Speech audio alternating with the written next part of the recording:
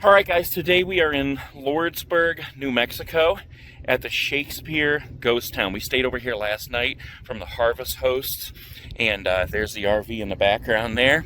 And we are going to go take a tour of this awesome ghost town. People always told me I need someone like you, someone who gets me and someone who's cool, yeah. And I like the way you are, and now I want it all.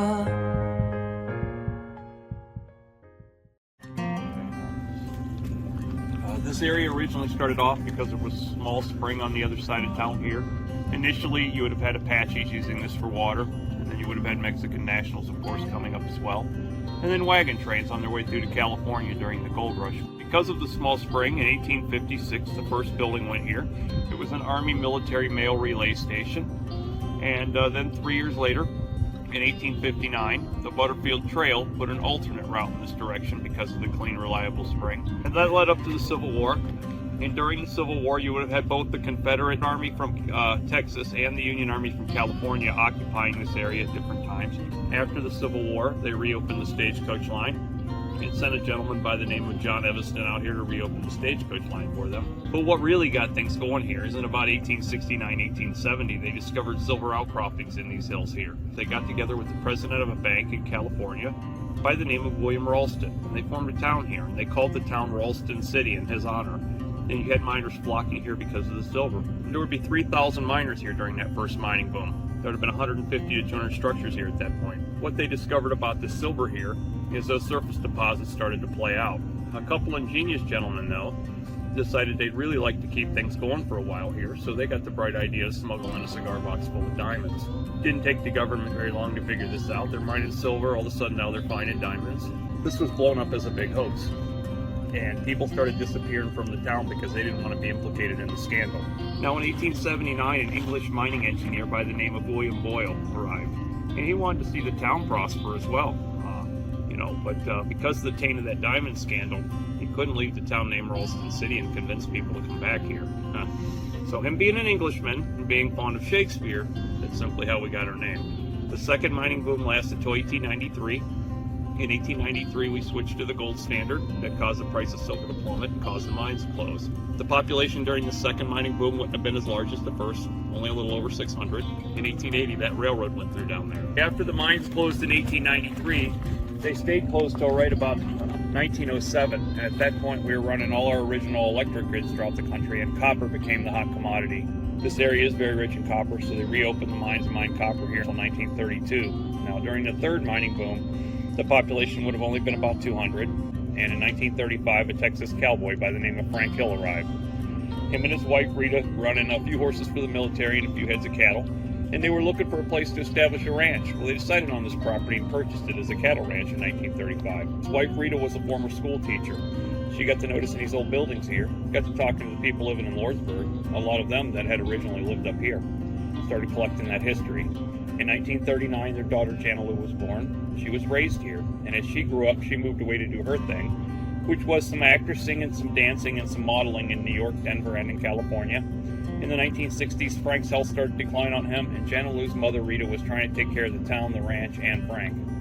So she gave Jana Lou an ultimatum. If you want to continue with your career, you have my blessing, but if you want to keep this ranch, you're going to have to come back home to help. But Jana Lou didn't hesitate. She gave up her career and came back home to help her parents. And in 1984, she married a gentleman by the name of Emmanuel Hope. And together they preserved the history of this town until Jana Lou's passing in 2005. Then Manny passed away May of 2018, which is the reason I'm here. Manny had been previously married in Ohio, and I married his daughter.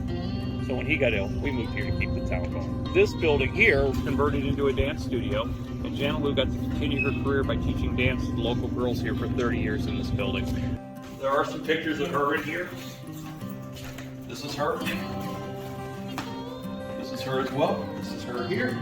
Jana Lou was a pretty amazing lady. On top of being an actress, dancer, and a model, she also had to be a rancher, a historian. She was an incredible seamstress, and most of the outfits the girls were wearing, she created herself with the help of the girls and their parents. She choreographed a lot of the routines, and she's also wrote a few books and many other historical documents, including all the reenactments we used to do here, and many things. Anyway, you're welcome to walk around the building and look. You've got over 600 girls in this building over a 30-year period.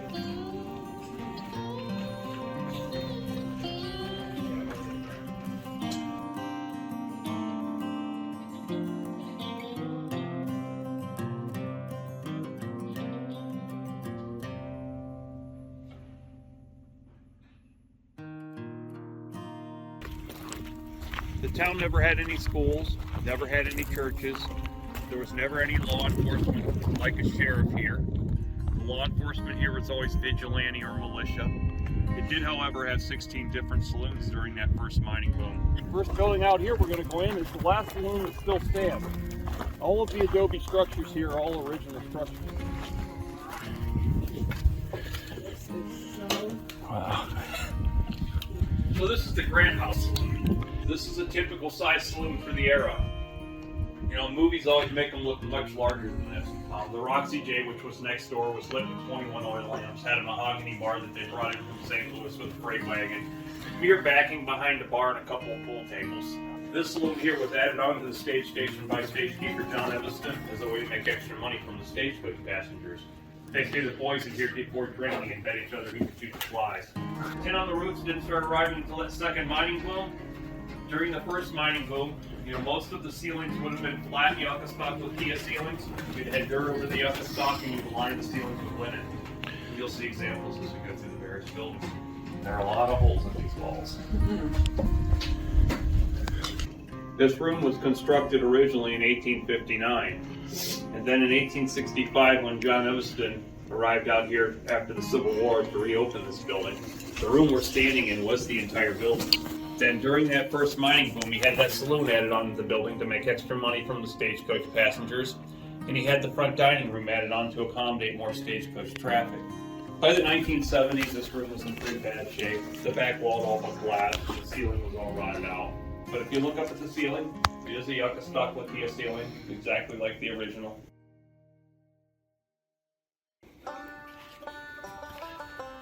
You can see this not only served as a dining room for the stagecoach passengers, it did also serve as our hanging room as well. The lack of tall trees in the area, you needed a place to stretch someone's neck. This became the room. Now, we're not positive how many people were hung in this room. We do for sure, though, know who the last two guests of honor were, though. They were Sandy King and Russian Bill Tettenborn. They were both hung in here in 1881. Unfortunately, he had some miners show up here and accused him of robbing them out of one of their mining claims. Now, Sandy didn't do just one thing that was bad enough to get himself hung. It was an accumulation of things with Sandy.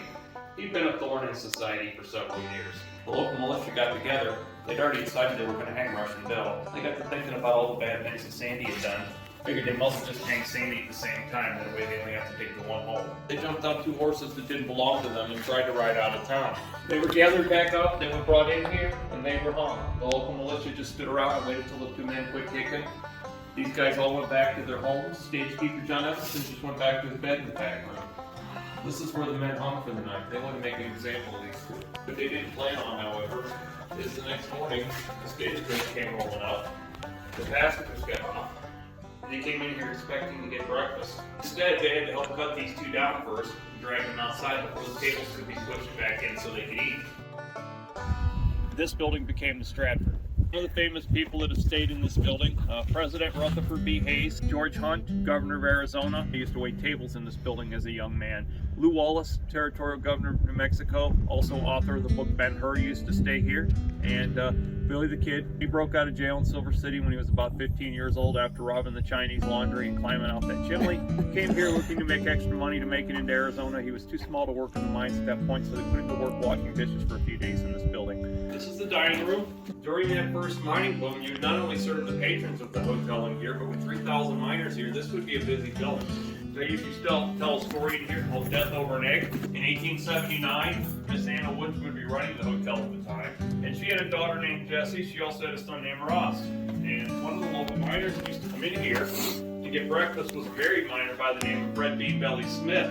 He did not like Ross Woods. The rumor around town at that time was when Bean Belly would be away working in the mines, Ross would be making little visits to Mrs. Bean Belly. He came in and got his breakfast, and it probably consisted of an antelope steak or some salted pork with a biscuit, a cup of coffee, maybe some oatmeal as well. He's sitting there eating his breakfast, and a little while later, Mrs. Wood's son Ross comes downstairs and sits a few seats down from Beanbelly, and his breakfast comes out, and it's the identical thing Beanbelly has, except for there's a saucer with a solitary fried egg dead center of it. Beanbelly spies that egg, calls the waiter over, and wants to know, hey, why does Ross get an egg and the rest of us don't? The waiter kindly explained to him that this was the last egg in the house, and Mrs. Woods directed that egg to go to her son Ross. That didn't sit real well with Beanbelly, so he starts harassing Ross, questioning Ross's manhood, his integrity, and even going to as far as threatening him with a lead chaser should he take a bite of this thing. Well, Ross puts up with this verbal abuse for a little while but gets tired of it. He went and got his pistol. And he came back and he stepped through the side door right there. And he lined up and he took a couple shots at Beanbelly. Beanbelly got a shot off of his own, hit Ross square in the chest, and killed him instantly in front of that door. You get your eggs in boxes like that one on the windowsill there, packed in sawdust. And your refrigerator, that would be your refrigerator for the time. Adobe is an excellent insulator. So you'd line it with newspaper and magazine articles and throw a door over it. And it would help at least keep stuff cooler than room temperature. Yeah, you can still read some of the articles. Like the price of a bed, I do believe you can read. I forget what the price is, but like, I don't know, $13 or so. So there are 4 bedrooms upstairs. They don't take people upstairs because, well, the crack in the corner of the building here. Each bedroom would have 2 or 3 beds in them. When you rented a spot at a hotel like this in the 1800s, that's exactly what you rented, was a spot to lay down and sleep. You didn't necessarily get a room to yourself or a bed to yourself. If you're lucky enough to get a bed, you're probably sharing it with someone else, maybe that you don't know.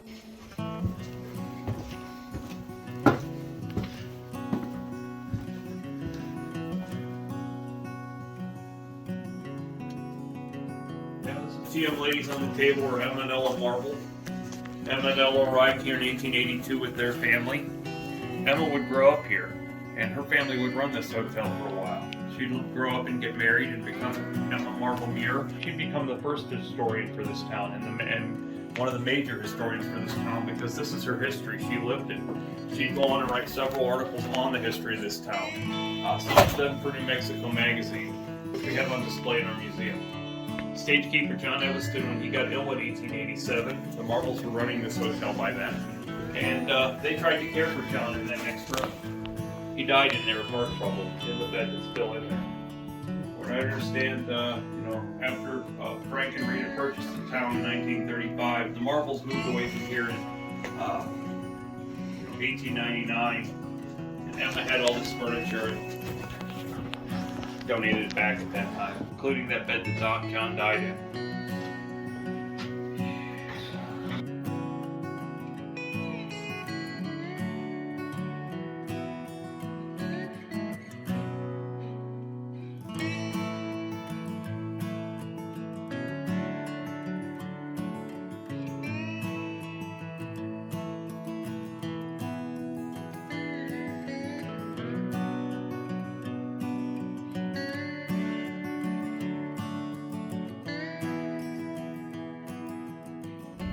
Now, this building was originally, the left side of the building was originally constructed in 1856, and the right side was added on a couple years later.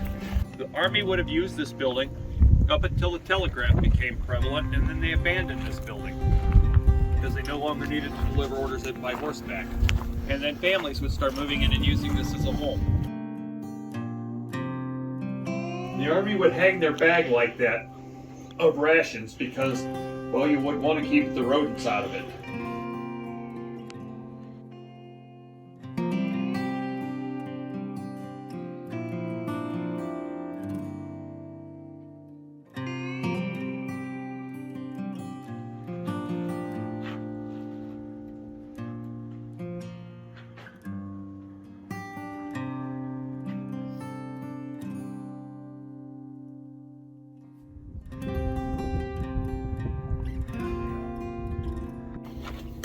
This is the assay office. Oh, wow. Now, this building was ready to fall down at one point, and my father-in-law Manny got some friends together and they redid this building. You see the cloth ceilings back up, the walls are done up real nice.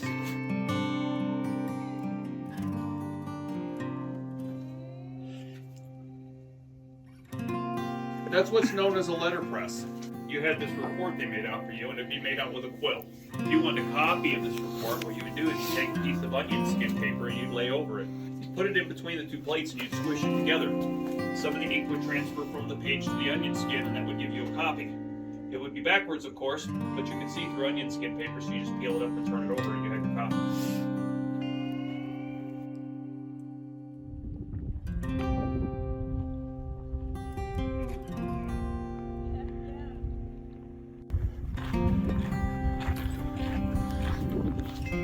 This is the blacksmith shop. Wow. This would be the blacksmith shop for the National Mail and Transportation Company, the last major stage line before the railroad took them all out of business. The building, however, was lost to a fire in 1997. This building burned down, the hay barn next to us burned down, and the general merchandise. All three of these buildings burned down in 1997. So this building is a replica of the building that was here before. It's a very wonderful blacksmith shop. Probably one of the finer blacksmith shops you'll see. Could be saved after the fire was saved. You know, like a lot of the metal tongs and stuff, you can tell it was, some of them were in the fire and such. But we had a lot of wonderful people donate stuff to restock this blacksmith shop after the fire. Yeah, there's still coal in the forge. It is a working blacksmith shop. The forge does work. It hasn't been lit since 2019, however, but it is a working forge. This piece of equipment you used to repair your wagon wheel tire. How this piece of equipment worked. Separate your metal tire from the wooden rim. You heat up the damaged section in the forge, bring it over to this, loosen this. You put it in here, you know, your damaged wagon wheel tire after you heat it up. Clamp it back down, start tugging on this thing. It takes both of these feet and crumples that metal back up.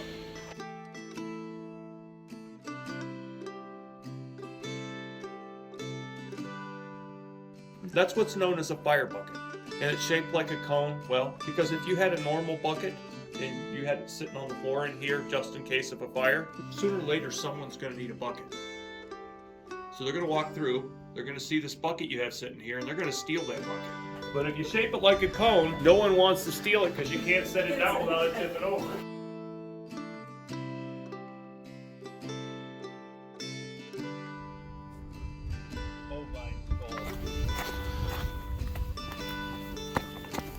Now there was a movie filmed here in the mid-1990s called Doc Holliday, the Man, the Legend.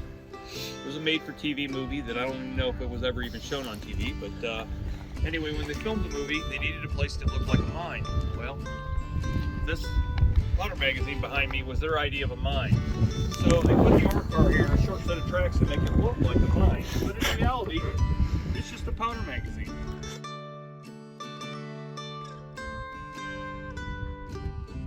Okay guys, I hope you enjoyed that video. That was so much fun. If you're ever traveling through this area, this is Lordsburg, New Mexico. I highly recommend you staying here. This is where we stayed, right behind us here, right in front of the ghost town back here. Pretty awesome. If you have a Harvest Host membership, all you have to do is look it up in New Mexico, and it's a wonderful place to stay. And I hope you enjoyed this video. Keep following us. People always told me I need someone like you, someone who gets me and someone who's cool.